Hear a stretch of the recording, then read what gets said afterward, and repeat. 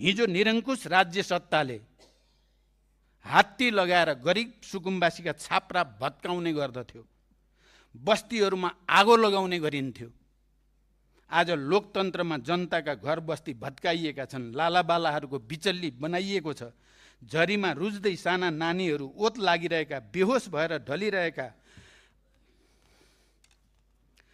आमालाई हेरेर चिच्याउँदै गरेका बच्चाहरूको आर्तनाद र आत्महत्याका भिडियोहरू सामाजिक सञ्जालमा छ्यापछ्याप्ती भएका दृश्यले हिजो पञ्चायती निरङ्कुशताले जनतामाथि यही प्रकृतिको दमन गरेको झझल्को दिइरहेको छ।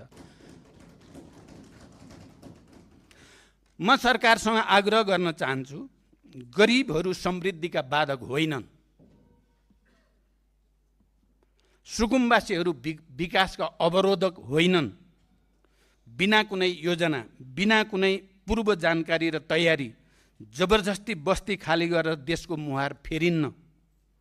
जसको केही हुन्न उसको सहारा राज्य बन्नुपर्छ भनेर नै नेपाली जनताले लामो लडाईँ लडेर संविधानमा आवासको अधिकार र चाहिँ गरिबको अधिकार लेख्न सफल भएको हो।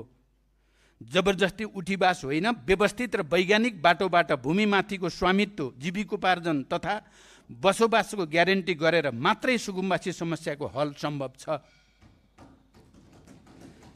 मेरो आग्रह छ, गणतन्त्र ल्याउन सबभन्दा बढी योगदान गर्ने गरिब, मजदुर, किसान, निमुखा वर्गलाई न्याय दिने अब तपाईहरूको मुख्य जिम्मेवारी बन्नुपर्दछ।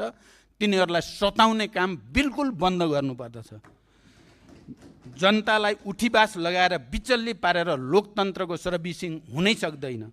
यसमा सरकारले गम्भीरतापूर्वक पुनर्विचार गरोस्। म सुझावको रूपमा गम्भीर रूपले यो विषय राख्दैछु।